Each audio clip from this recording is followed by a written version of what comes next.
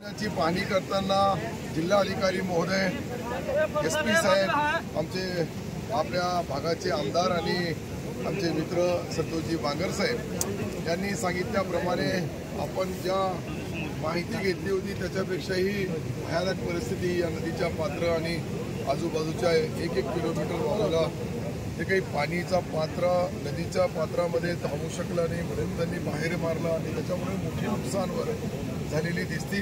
त्याचे सर्व एक वस्तुनिष्ठ पंचनामे केले जाईल।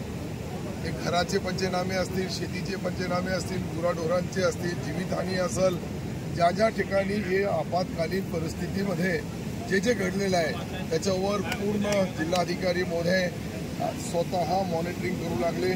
रात्री आम्ही 2 वाजेपर्यंत सर्व याची तंतोतंत माहिती घेतली। आज सकाळी 7 वाजेपासून हा दौरा सुरू झाला आणि प्रत्येक हिंगोली जिल्ह्याच्या सर्व शेतकरी, शेतमजूर, गोरगरीब, दलित, पीडित ज्या ज्या ठिकाणी अशी आपत्ती आली असेल, मला वाटतं की 30च्या 30 मंडळ हे अतिवृष्टीचा धोका त्याच्याही पुढे गेलेले आहे।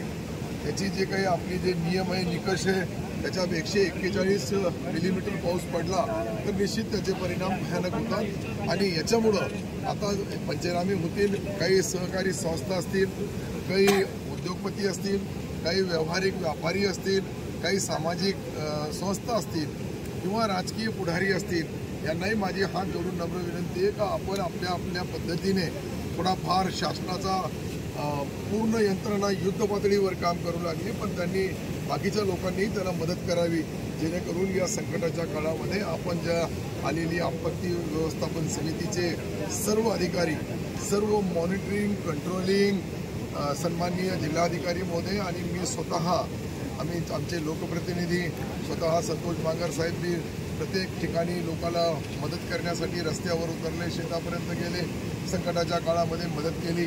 हे निश्चित आपण बी या माध्यमातून मला सर्वाला एकच विनंती करायची आहे की हे संकट आसमानी आहे।